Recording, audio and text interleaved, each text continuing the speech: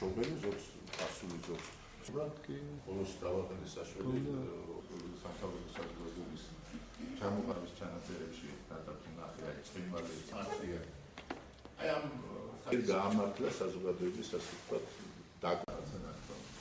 ეს ეგეთ რაღაცას არ აქვს ამას მნიშვნელობა პრაქტიკულად აი სიღარიბის ვარს ქვემოთ რომელიც აი ტელევიზიის ძალიან ცუდი.